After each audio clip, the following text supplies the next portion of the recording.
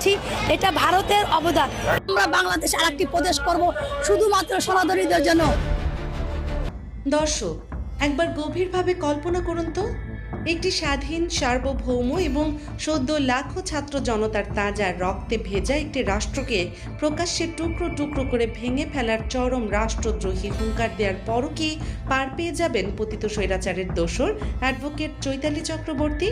বিদেশি শক্তির সরাসরি সাহায্য নিয়ে বাংলাদেশের ভেতরে আলাদা একটি প্রদেশ গড়ার যে ভয়ঙ্কর স্পর্ধা তিনি দেখিয়েছেন, তারপরও কি তাকে আইনের আওতায় আনা হবে না, নাকি খোদ বাংলাদেশ সরকারের পক্ষ থেকে এবার রাষ্ট্রদ্রোহ বা সেডিশন আইনের কঠিন ফাঁদে আটকা পড়তে যাচ্ছেন তিনি? আমার মন্দিরে আমি কোথায় আমার দেবতাকে কতটুকু রাখবো তার কৈফিয়ত আপনাকে আমি দেব না। দর্শক, আপনারা কি কখনো ভেবে দেখেছেন একটি স্বাধীন দেশে দাঁড়িয়ে সেই দেশকেই ভাগ করার প্রকাশ্য হুমকি দিলে রাষ্ট্রবিজ্ঞান এবং দেশের প্রচলিত আইনে তার শাস্তি আসলে কি? গণমাধ্যমে দেয়া এক সাক্ষাৎকারে কট্টরপন্থী এই নেত্রী অত্যন্ত দম্ভের সাথে বলেছেন, আপনারা যদি বেশি বাড়াবাড়ি করেন তাহলে বিশ্বের বিভিন্ন দেশের সাহায্য চেয়ে আমরা একটি আলাদা প্রদেশ গড়ব।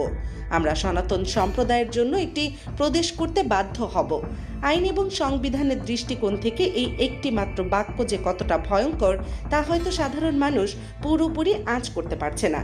কোথাকার হরিদাস পাল যে আপনাকে এই কৈফিয়ত দিতে হবে? আমি একজন সনাতনী, আমার ট্যাক্স আপনি নেন না।